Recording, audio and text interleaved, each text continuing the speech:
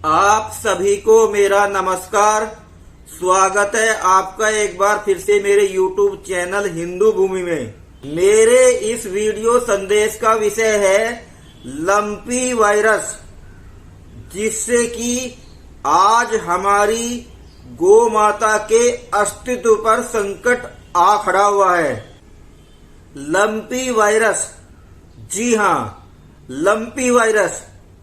आखिर किसने दिया है ये नाम? मुझे तो लगता है कि जिसने ये लंपी वायरस नाम दिया है उसी ने ही ये लंपी वायरस लैब में बनाकर फैलाया होगा। अब यहाँ पर कुछ लोग सोचेंगे कि आखिरकार कोई भी लैब में लंपी वायरस को बनाकर क्यों फैलाएगा, और वो भी भारत में। तो यहाँ पर मैं आपको बताना चाहूंगा कि भारत में बड़ी मात्रा में गोधन और पशुधन है, जिससे कि दूध का बड़ी मात्रा में उत्पादन होता है और भारत में दूध की भारी खपत है। और जब तक भारत से गोधन तथा पशुधन समाप्त नहीं होगा, तब तक बाहर से सोया मिल्क तथा जर्सी पशु के पाउडर का आयात कैसे होगा। आप सभी लंपी वायरस से ग्रसित इस भारतीय गाय माता को देखिए। इसके शरीर पर लंपी वायरस से बहुत सारी गांठें बन गई हैं, जिसके कारण ये गाय माता कष्ट के कारण बुरी तरह से करा रही है। मैं आपकी जानकारी के लिए बताना चाहूंगा कि अभी कुछ महीने पहले एक रिसर्च में बताया गया था कि गाय का दूध पीने से टीबी होती है। यानी कि ये भाड़े के वैज्ञानिक, मैं तो इन्हें दलाल कहता हूं, ये बड़ी बड़ी कंपनियों के दलाल, जिन्हें आप गलती से वैज्ञानिक तथा विशेषज्ञ समझते हो, ये आपसे कहना चाहते हैं कि आप अपनी देसी गाय का दूध छोड़कर बाहर से आयात किया गया सोया मिल्क तथा बाहर से आयात किए गए जर्सी पशु के पाउडर से बने हुए दूध का उपयोग करो तथा अपने देश का धन इन विदेशियों को लुटवाओ। मैं आपको बताना चाहूंगा कि गोवंश और गुरुकुल आरंभ से ही पश्चिमी सभ्यता के निशाने पर रहे हैं, जिनमें से गुरुकुल शिक्षा व्यवस्था को अवैध घोषित करके लॉर्ड मैकाले ने अंग्रेजी शिक्षा व्यवस्था यानी कि ईसाई शिक्षा व्यवस्था हमारे ऊपर थोप दी थी। और अब भारत में गोवंश इनके निशाने पर है।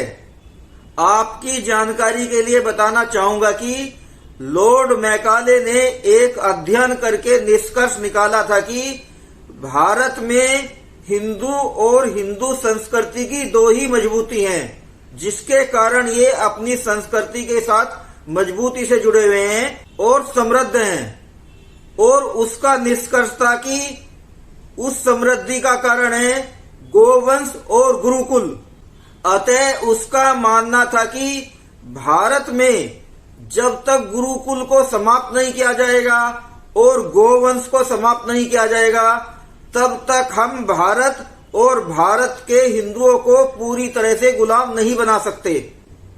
जैसा कि मैं अपने वीडियो में बता चुका हूं कि भारत में गुरुकुल शिक्षा व्यवस्था को अवैध घोषित करके ईसाई शिक्षा व्यवस्था यानी कि अंग्रेजी शिक्षा व्यवस्था हमारे ऊपर थोप दी गई थी और अब इनके निशाने पर गोधन है।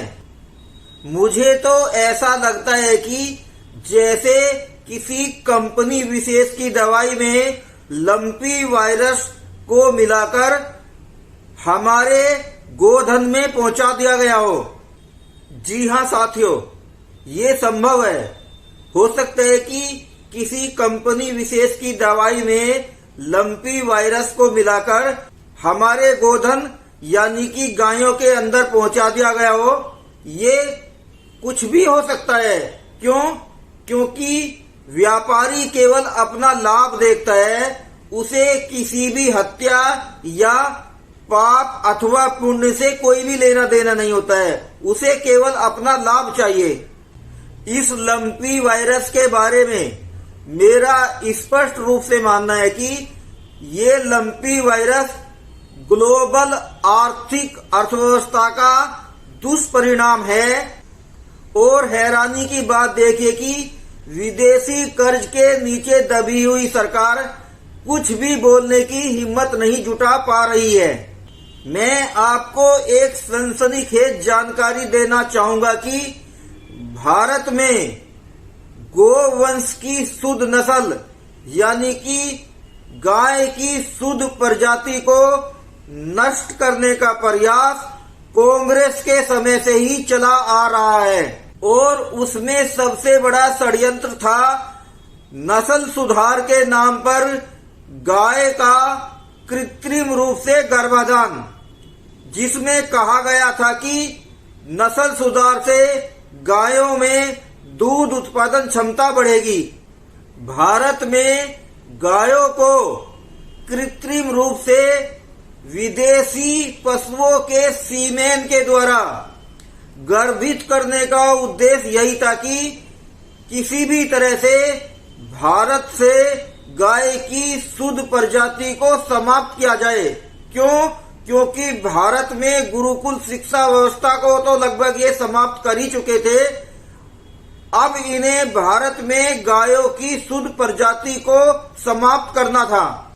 आखिर आप खुद सोचिए, एक वायरस जिसे कि लंपी वायरस नाम दिया है, वो अचानक से भारतीय पशुओं के अंदर कैसे घुस गया? ये जरूर कोई ना कोई साजिश है। ऐसा नहीं हो सकता कि अचानक से कोई वायरस भारत में प्रविष्ट होकर भारतीय गोधन को संक्रमित कर दे।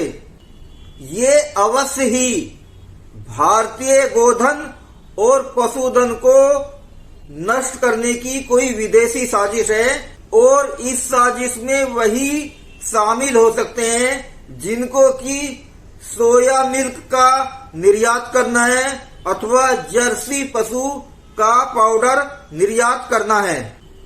आप सभी को पता है कि गाय भारतीय संस्कृति का प्रतीक है और हमारे लगभग सभी ग्रंथों में गाय का वर्णन हुआ है। इसलिए कुछ विदेशी लोगों का उद्देश्य भारतीय संस्कृति को नष्ट करना है। चूंकि हमारी गाय के प्रति श्रद्धा है, इसलिए हमारी गाय को मारने के लिए कुछ दुष्ट लोगों ने लंपी नाम का वायरस फैला दिया है। आप देखिए कि मानव आज कितना लालची हो गया है। वो अपने निजी लाभ के लिए आदमी तो छोड़ो, पशुओं को मारने पर उतर आया है। ये एकदम से दुष्टता है। और आप देखना कि प्रकृति एक दिन इस दुष्टता का मजा मानव को जरूर चखाएगी। अब चूंकि लंपी वायरस हमारे गोधन और पशुओं में पहुंच चुका है और उसने बड़ी मात्रा में हमारे गोधन और पशुओं को संक्रमित कर दिया है, जिससे हमारी गाय माता और अन्य पशुधन करा रहे हैं। और अब हमें इन संक्रमित पशुओं के उपचार के बारे में सोचना है। तो यहाँ पर मैं सभी लोगों से ये कहना चाहूंगा कि आप इस लंपी वायरस के उपचार के लिए कोई स्वदेशी तरीका देखिए। आप सभी सावधान रहिए, कहीं ऐसा ना हो कि किसी विदेशी कंपनी की दवाई अथवा वैक्सीन के नाम पर उपचार करके आपके गोधन तथा पशुधन को हमेशा हमेशा के लिए ही समाप्त कर दिया जाए। क्योंकि ये पश्चिमी सभ्यता वाले यानी कि दुष्ट प्रवृत्ति के लोग अपने लाभ के लिए कुछ भी कर सकते हैं। इनको किसी को मारने से कोई भी हिचक नहीं है। क्यों? क्योंकि ये किसी भी पाप या पुण्य में विश्वास नहीं रखते। इनको बस किसी भी हालत में अपना आर्थिक लाभ चाहिए, भले ही चाहे उसके लिए किसी को मारना ही क्यों ना पड़ जाए। अपने इस वीडियो संदेश के द्वारा मैंने लंपी वायरस और भारतीय गोधन के खिलाफ षड्यंत्र, इससे आपको सावधान करने का प्रयास किया है। मेरा ये वीडियो संदेश आपको कैसा लगा, कृपया करके आप मेरे को कमेंट बॉक्स में बताएं।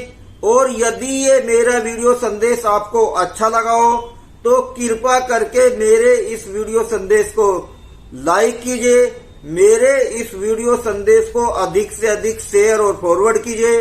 मेरे YouTube चैनल हिंदू भूमि को सब्सक्राइब करके जुड़िए और चैनल को सब्सक्राइब करने के बाद बेल आइकॉन को दबाना ना भूलें।